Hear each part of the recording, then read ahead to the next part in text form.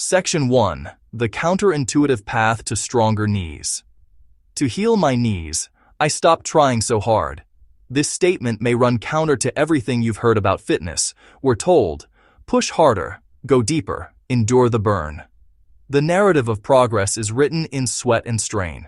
For many over 65, that mindset becomes chronic pain and limitation.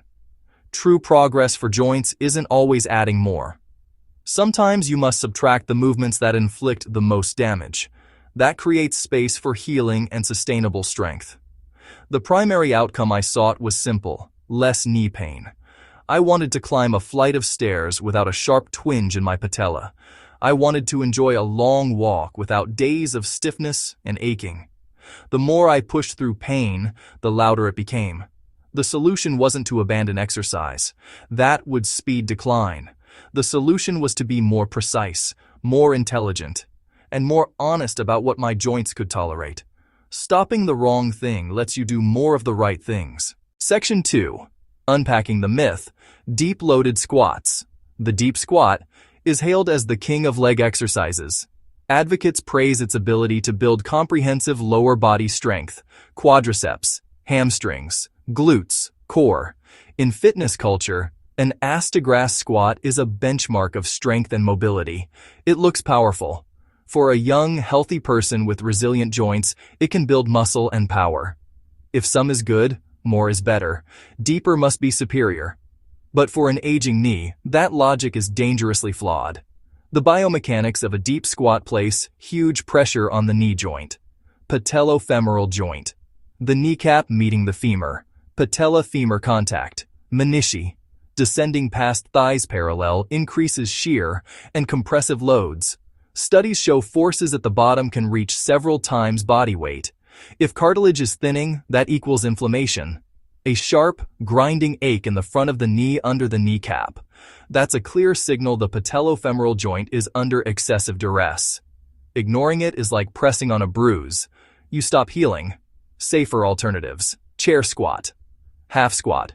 To parallel or slightly above.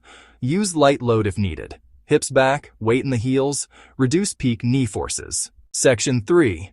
Reconsidering the lunge. The peril of the long forward step. Forward lunges are a staple in many routines. They're praised for single-leg strength and stability. They mimic daily movements, stepping up, regaining balance.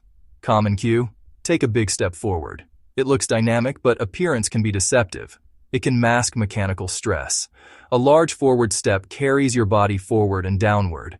The front knee can travel far past the ankle, even past the toes. Forward tibial translation increases shear forces in the knee. More shear equals more joint stress, loading the patellar tendon and stressing the ACL. With arthritic changes or laxity, repetitive shearing drives irritation and pain. Add instability and a deep back knee bend. Risk rises further. Sharp front knee pain is a clear signal. Forces are too high. Safer options: reverse lunge or a static split squat for more stability. Step backward. Keep your center of gravity stable. A vertical shin reduces harmful shear and shifts work to muscles. The glutes and quadriceps do the job, not the joint structures. Holding a chair or wall is smart, not weak. See the knee alignment difference, forward versus reverse. Honestly, it's a simple tweak that helps a lot. Section 4. The hidden cost of high impact. Jumps and pounding runs.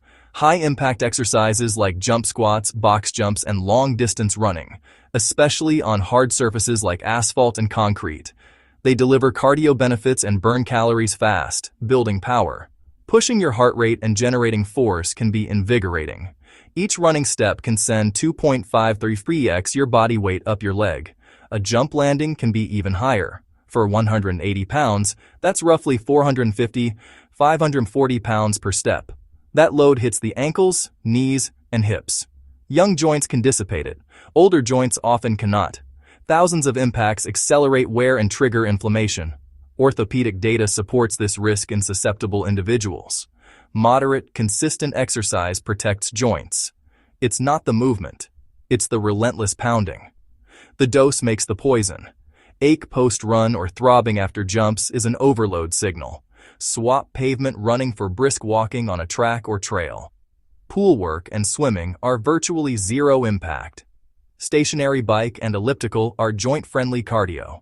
For power, use controlled, strong step-ups. Explosive, yet knee-friendly.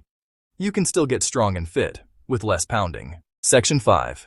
Data as your guide. A simple framework for change. I'm not a research scientist, but I use scientific principles to guide my choices. The data points to 3 variables: load, repetition, and joint angle.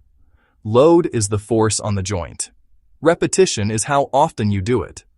Joint angle is how deep you bend. Risk spikes when high load, high reps, and extreme angles combine. My experiment: apply the framework and remove the worst offenders. For squats, I reduce depth to manage forces and load. For lunges, I changed direction to reduce shear and instability.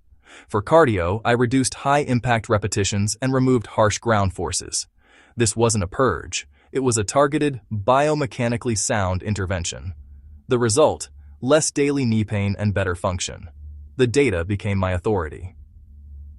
Section 6. Building a smarter routine. A sample weekly plan. Change doesn't require an overhaul. Go gradual. Simple plans, done consistently, beat complex plans abandoned. 2 strength days. Prioritize perfect form over load. Chair squats, reverse lunges holding a chair, and glute bridges. Add wall push-ups and band rows. Rest well between sets. 2 to 3 low-impact cardio days at a conversational pace. Bike, soft trail walk, or elliptical for 30-45 minutes. 2 short mobility and balance sessions, 10 to 15 minutes. Stretch hamstrings, quads, hips. Practice supported single leg balance. 1 full rest day. Recovery builds true strength. Extend warm-ups. Slow walk, leg swings, and slow chair squats. It boosts blood flow and joint lubrication. Safer, more comfortable workouts. Section 7. When to stop and when to adapt. Not everyone over 65 needs to stop these exercises. Some have the joint health and support to squat deep or run pain-free. This guidance is for those with regular, persistent knee pain. Pain is your body's urgent signal. Learn the difference between benign muscle burn and sharp joint pain. If sharp or grinding joint pain appears, stop immediately. Worsening pain with reps or lingering pain for days is a red flag. Become your own investigator. Use the pain as data. Does it happen at a specific point, on one side, or when you're fatigued? First, try modifications. Reduce range, lower weight, slow tempo. If mods fail, eliminate and replace with a pain-free alternative. Persistent pain or past injury. Consult a doctor or physical therapist. A PT can tailor a safe plan to your unique needs. Section 8. The ultimate permission. Choosing longevity over intensity. You have permission to change your routine. You have permission to stop what causes pain, regardless of hype. Intensity culture serves the young. Your goal is durable function. Stopping isn't failure. It's wisdom and self-care. The goal is everyday capability, the true victory. When I stopped demanding old performance, my knees stopped hurting. Yours can too. Before you go, smash like, hit subscribe, and join our Stronger Knees journey. New science-backed tips every week. Turn on notifications and share this with someone who needs pain-free movement. Your future self will thank you.